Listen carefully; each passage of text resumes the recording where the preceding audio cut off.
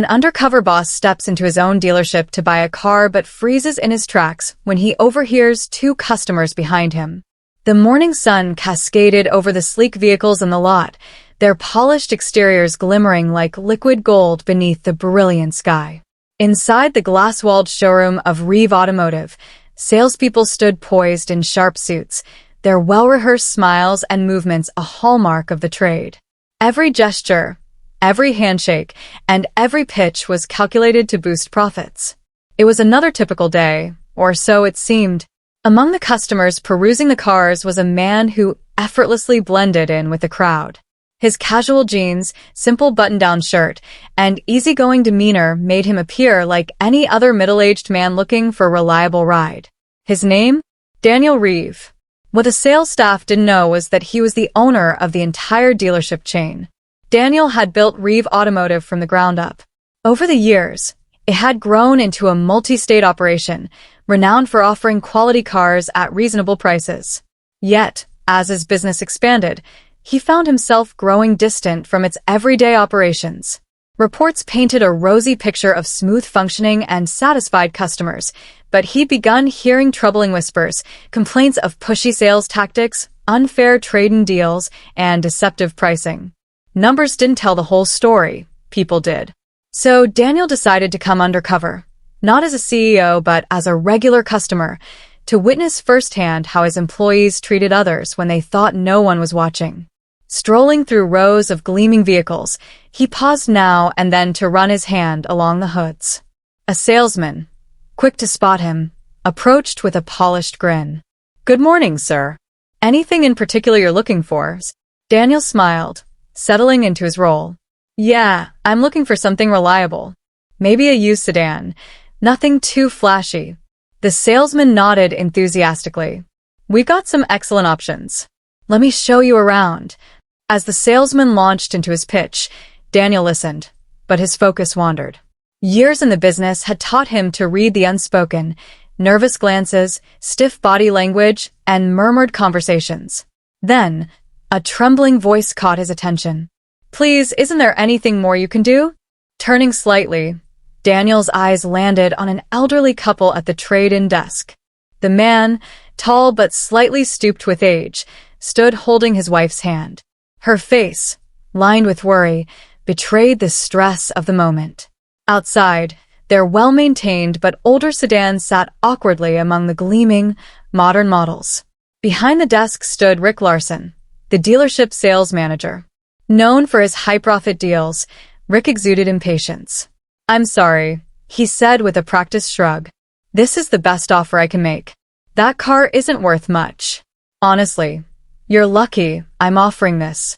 Daniel edged closer, feigning interest in a nearby car while listening intently. The elderly woman dabbed at her eyes. "This car belonged to our son. He passed away last year. We kept it as long as we could, but we can't afford the repairs anymore." Daniel's chest tightened. Rick sighed dramatically. "I understand it's sentimental, but emotional value doesn't increase a car's market worth. $2,000 is already generous, considering its condition."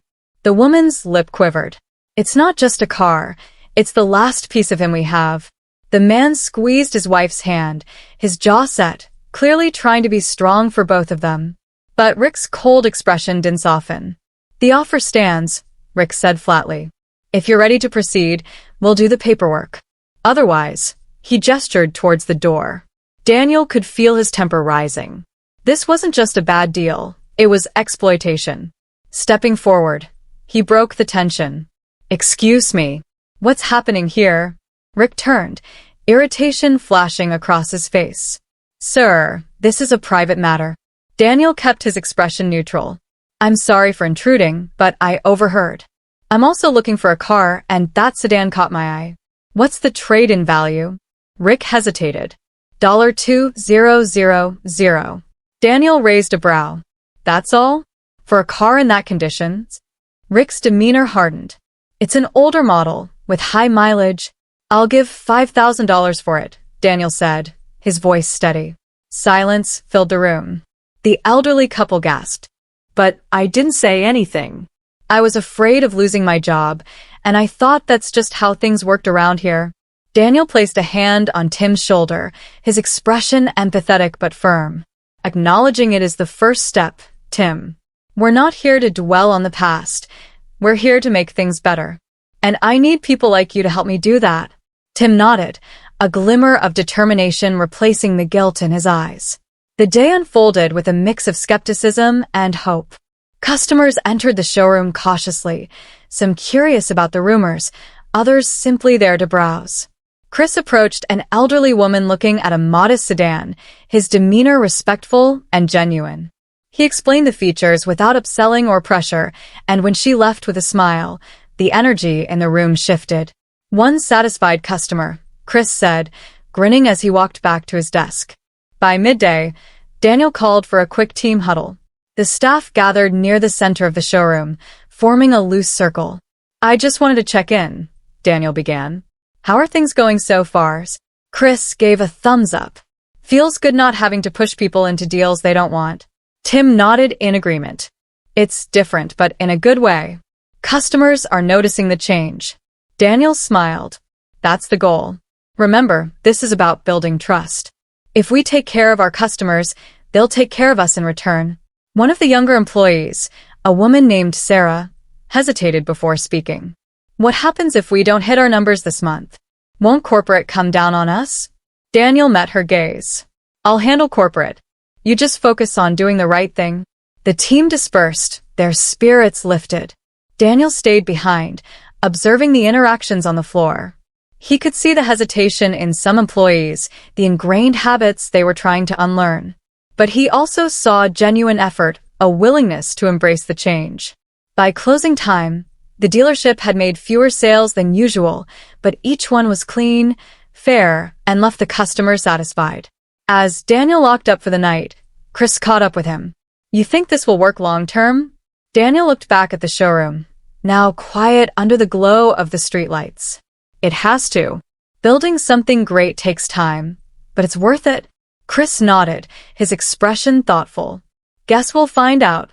And with that, Daniel walked to his car, ready to face the challenges ahead. He knew there would be setbacks and resistance, but for the first time in a long time, he felt hopeful. Reev Automotive was no longer just a business. It was becoming a place where people mattered.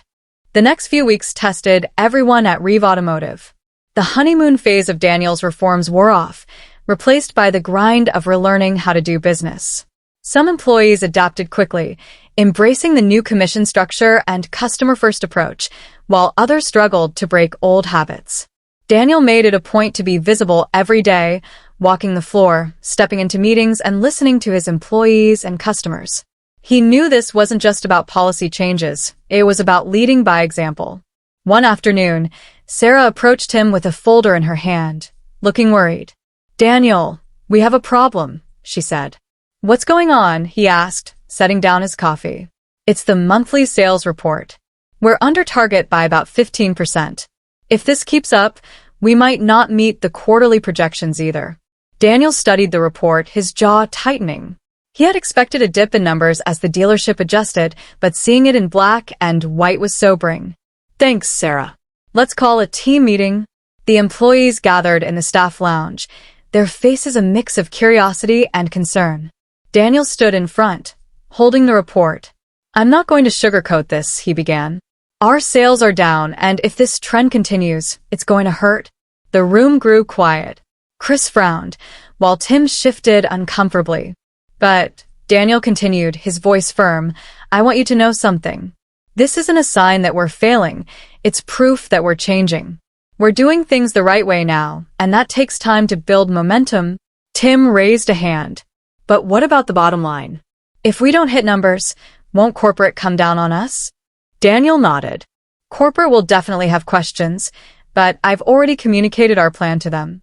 They're watching closely, and if we show them that our customers are happier and more loyal, the numbers will follow. Sarah looked skeptical. But what if they don't? Then we adapt, Daniel said simply. I didn't come here to play it safe. I came here to fix something broken. And I need all of you to believe in this as much as I do. Chris stood up, his expression determined. I'm in. This place already feels different, and I think customers are starting to notice. One by one, the employees nodded, their hesitation giving way to cautious optimism. To rally morale, Daniel launched a customer appreciation campaign. Every customer who walked through the doors received a handwritten thank you card, and those who had been wronged in the past were given personalized offers to rebuild trust. The dealership's website and social media pages were revamped to emphasize transparency, featuring testimonials from satisfied customers. By the end of the month, things started to shift. The sales numbers weren't back to where they had been under Rick's leadership, but customer satisfaction scores had soared. Positive reviews began trickling in, praising the dealership for its honesty and exceptional service.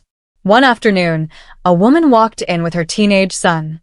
She approached Chris, holding a printout of one of the dealership's ads. "I heard you've changed the way you do business," she said, her tone cautious. "Is that true?" Chris smiled. "It is. Let me show you how." An hour later, she left with a new car and a smile. As she drove away, she said to Daniel, "If this is the new Reev Automotive, I'll be telling my friends." Chris turned to Daniel, grinning. "One customer at a time, right?" "Exactly," Daniel said. Months later, the dealership had fully transformed. Employee turnover had dropped, and the once toxic environment had been replaced with a sense of purpose. Customers returned, not just for cars but for the trust they had found in the team. Daniel stood at the entrance one evening, watching the showroom buzz with activity. Chris approached him, holding a clipboard. "You know," Chris said, "when you first walked in here pretending to be a customer, I thought you were nuts." Daniel laughed. "I probably was. But," Chris continued, "you made us believe in something. And now this place actually feels right."